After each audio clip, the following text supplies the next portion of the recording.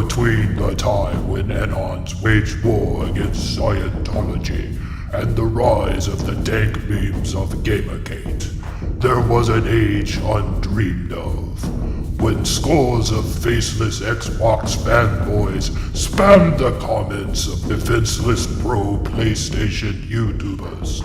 Upon this came Elpresador, destined to wear the jeweled crown of the Trey Brotherhood upon a beastly brow. Now let me tell you of the days of high trolling.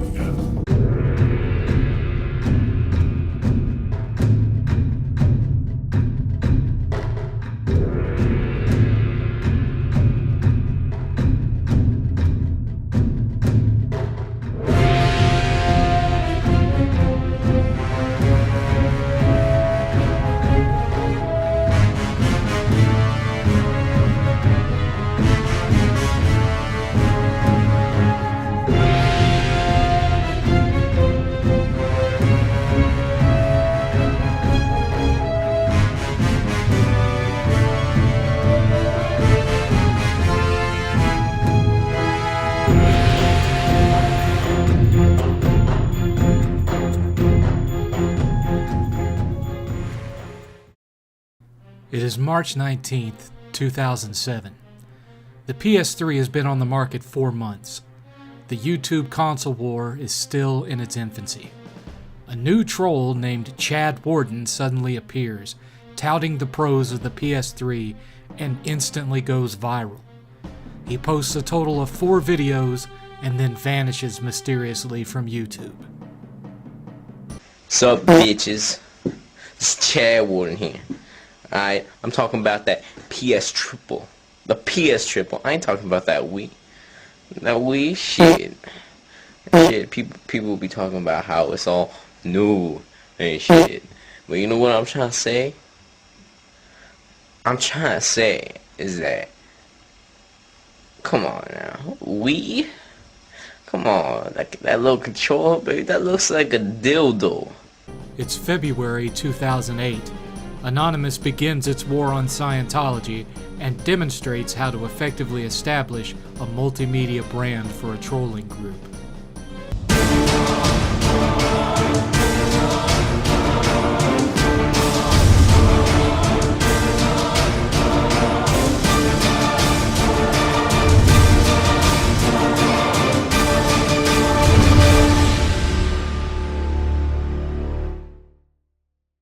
It is June 21st, 2008. It's been almost 4 months to the day after Anonymous made itself known to the world. Get Smart is #1 at the box office. And in Youngstown, Ohio, a man named Charles, Chucky to his few remaining family members who will still talk to him, a construction contractor who lives alone in a house left to him by a dead relative, a casual gamer at best who dabbled in Atari as a child and didn't pick up a controller again until 2001 when first-person shooters started to skyrocket in popularity, a man who is the 6-foot, 250-pound equivalent to the crazy neighborhood cat lady, spends 2 months on YouTube warring with Samuel Tageek, Zephyrnix, and a couple of others. This ultimately comes to a head on August 1st, 2008, when Elpresador plops down in his recliner and unknowingly lays the groundwork for what will eventually become known as the Trey Brotherhood Troll Group. The fire has been lit. Welcome, 360 bitches, to another installment. It's as the 360 is ripped. Oh, for all you 360 nerds out there, if you need a towel. So I just seen something on the thing. If you need a towel to cool down your, if you need a towel to cool down your fucking 360 so you can get it to work for another 10 minutes.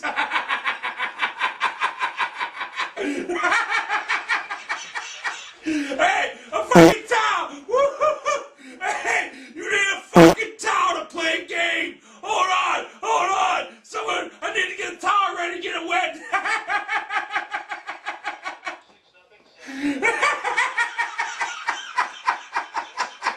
Hey, I got another use for this fucking towel. Three Stooges could use it to wipe their tears down.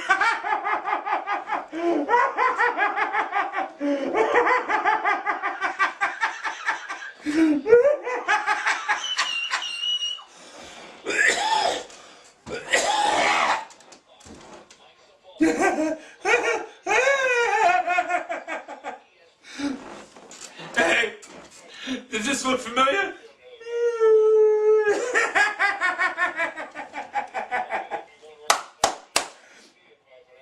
You need a fucking towel to get your system cool, motherfucker? You need a towel so you can play? Hey, yo, the fuck is a towel for? I know what it's for. The three students can wipe the tears.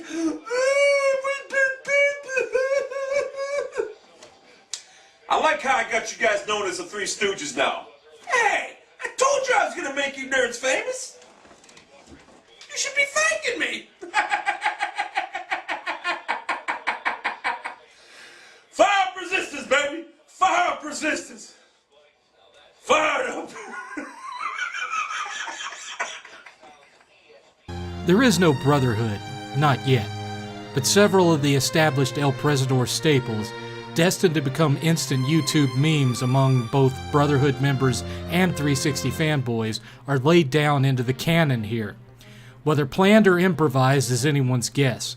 The recliner, the imaginary cameraman off screen to his left, even though the wireless remote to his camcorder is always plainly visible in Elpresador's hand. His insane Joker-on-meth-like laugh. The flattened box to a TV leaning against the wall behind his recliner, which will eventually have various different phrases written on it as the years go by. The video is quickly noticed and starts spreading around like a virus, mostly due to YouTube's algorithm being far simpler and less restrictive than it is today. Seeing rapid success and wanting more, Elpresador wastes no time in posting more videos, butchering the 360 and its fan base. His comments become quickly flooded with adoration from Sony fanboys, but also rage, hate, and death threats from 360 fans, along with accusations that he has ripped off Chad Warden, which he vehemently denies. His typical response to most vitriolic replies is, "I'm a shit in yo mama's mouth." The fact that he had used this one line repeatedly, not even indicating if he had actually read the negative comment he was replying to, only angered the 360 fanboys more. Sometimes he'd block them, just for the joy of watching them create new accounts to come back with, only to get the same "I'm a shit in your mama's mouth" response. Over the course of his first 7 months, his audience grows to 12,000 subscribers. Small by today's standards, sure, but it was shocking for an obvious troll to build an audience that big back then, and especially in such a brief amount of time. He quickly came to the attention of 3 primary groups. Xbox fanboys, of course, fellow trolls with varying degrees of console history knowledge who knew a good thing when they saw it and wanted in on the action, and actual PS3 fanboys seeing him as either a console war messiah or a base upon which to hang their flag and build their own audience.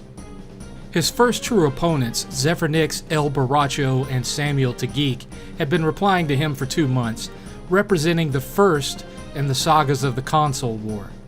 Neither Zephy nor Sam, who would eventually come to be known within the Brotherhood as Sniffin' Dicks and Slobule, weren't actually Xbox fanboys. Sam was a multi-console owner, and Zephy was primarily a pro-PC guy. El Baracho, aka Master Baracho, aka 8-Bit Joker, aka That Dork George, was just a mentally deranged man who lived in a junkyard with his mother and dogs, who attacked whoever was against the current side he saw himself on at the time. But because they all replied to Elpresador attempting to counter his anti-360 points, they were all labeled as 360 nerds all the same. A few months into his reign as, and I quote, President and CEO of the Trey Brotherhood, Elpresador chose a name for the 360 fanboys flooding his comments.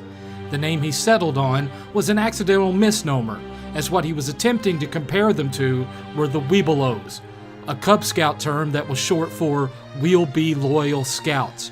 Weebelows were Cub Scouts that were about to graduate and take the Boy Scouts pledge.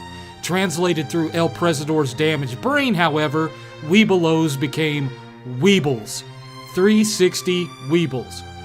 Shut the fuck up, you fucking 360 Weeble became a very common line of dialogue in videos almost overnight, though most of the more prevalent members had their own names for them. For example, while I did use the term Weeble for a time or two, I mainly stuck with the traditional term Xbots, as when I first heard the term Weeble, I didn't make the Cub Scout connection and assumed it was based on the Weeble Wobble toy line from the 1970s, whose tagline was, "Weebles wobble, but they don't fall down." Ever watch kids play with Weebles? It's really something. Hey, hey, look at me and Weeble. Me and Weeble go all around. One day, kids pretend they're flying into Weeble Airport. Next day, they play around the Weeble Cottage. Or if it's real nice, they go out to the Weeble Marina and go fishing. Hey, hey, look at me and Weeble. The Weebles waddle, but they don't fall down. The trolls who joined up with Elpresador in his endeavors during his first calendar year included notable individuals such as Solid Rev and Rev's real-life friend FL Dumars 04, Reston, General G, What's up, motherfuckers? General Destroyer here to bring you some more motherfucking entertainment. Blackbuster Critic, Black Bond, for example. Black Bond is your daddy. It's that easy. Humpmaster Flex,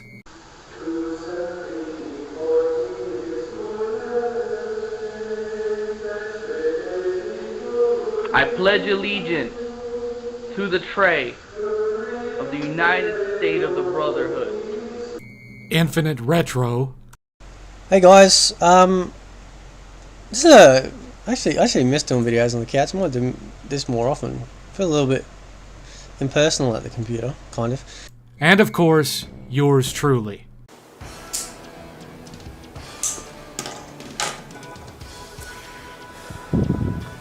Oh, you didn't know? We were also joined by several actual PlayStation fanboys, the 5 most prominent and influential being Wipeout, Truth Now 37, Champloo, Glock Ninja, and perhaps most importantly, The Truth Setting You Free. It's the truth, setting you free. That once again defend the PS3 from ignorant motherfuckers like the General XYZ. I can't name the bitch's name because they tell on me. Because he's a little pissed from the ROD. My counters I will blast and tear up his ass. But when he talks shit, I come with counters so fast. Can't take his own itch, he just sit and cries. Curled up in the corner saying, why so serious, guys? So take a tip from this bitch and think before you reply. Don't be spitting bullshit when the facts are right in front of your eyes. It's the truth, setting you free. It's the truth, setting you free. It's the truth, setting you free. Now, it's important to point out here that YouTube was a much different place back then. As stated earlier, the algorithm was far simpler and far more likely to push your videos. The biggest names in the YouTube gaming space at that time were guys like AVGN, Digital Soul, and Blunty. There were no 100 million sized audiences like PewDiePie, at least not yet. You had the ability to fully customize the look of your channel page via layouts with custom graphics, text, feature boxes, and backgrounds. You had the ability to host someone else's video on your channel page if you wanted to give their work some additional attention. And most importantly, if you wanted to respond to someone's video, whether you agreed with it or not, there was a link right under the video window called Respond to this video. So if someone made a video saying the PS3 sucked, for instance, you could create your own video calling them every name in the book, click on that link, upload your video, and so long as the YouTuber who created the original video approved, your video would be linked under the video window of their video as a response. And if they refused, of course, then it was instant victory. This feature, above all others, helped pave the way for what was to ultimately occur. Over that first year, the rest of the staple tropes of the movement were established. Elpresador named his new, and I quote, most prestigious organization in YouTube's gaming division, the Trey Brotherhood. Brotherhood members of society, the Trey Brotherhood president and founder is back. For more, as I am in this gaming relations right now, trying to discuss how we can resolve the bitter differences between the Trey Brotherhood and the 360 contingent. But Brotherhood members, you must ask yourself, it's not what you can do for the Brotherhood. It is what the 360 rules! 360 rules! Son of a bitch! Not long after this, a Trey Brotherhood member likened the group to the old New World Order storyline from WCW, who by this point had been shut down 7 years. Elpresador thus adopted this into our calling card. Trey for life. Trey for life. Trey for life. Trey for life. The most prominent members all created or had someone else create for them custom channel layouts. The Trey Brotherhood text logo was added to their channel bios. Everybody subscribed to each other. Everyone watched and liked each other's videos. Elpresador featured the videos of new members several times each on his channel page, instantly boosting their subs and views. The Trey Brotherhood members then in turn did the same for each other, further boosting each other's subs and views. The fake organization took shape. Around this time, Elpresador was featured in the Top Fanboys of the Week feature on Destructoid, and would soon continue to be featured in it from week to week, along with other Trey Brotherhood members. This turned a small but ever-growing phenomenon into a viral and global explosion. While there were no female members of the Brotherhood, we became international overnight. Members of all races and nationalities started popping up. Hell, we even had diversity in sexual identity. What's up, everybody? It's the truth. Man, it's 5 in the morning and I am tired as shit. But I want to talk about this guy, Dumars, who buys a multi-platform game. Dude, you buy a multi-platform game? You know, I'm so tired of these hypocritical assholes. If you guys want a Sony supporter, a true Sony supporter, sub here. Sub down here, right on these nuts. Sub on these nuts, okay? At its peak, there were literally thousands of self-proclaimed proud Trey Brotherhood members, either faceless keyboard warriors or fanboys and trolls posting videos, though only 20 or so of us grew large audiences. But let's go back to 2009 for a minute. As the virality provided by Destructoid started to spread to other websites like a digital coof, the phrase Trey for life started showing up in PS3 fanboy comments in the forums of gaming websites all over the web, along with links to the videos of Elpresador, Solid Rev, myself, and several others. One of these forums was GameStop's System Wars. 2 System Wars members in particular took notice of this tidal wave of Sony ponies. Still not yours, Zaire. One was a snarky as hell trust fund baby, retro game collector and PC gaming enthusiast who called himself Black Bond. More on him later. The other was a Canadian financial major who called himself General MLD. MLD recognized it instantly as a long-running troll raid and decided every yin needed its yang, whereas Black Bond thought it was a legitimate PlayStation cult movement and had to eventually be convinced otherwise by me.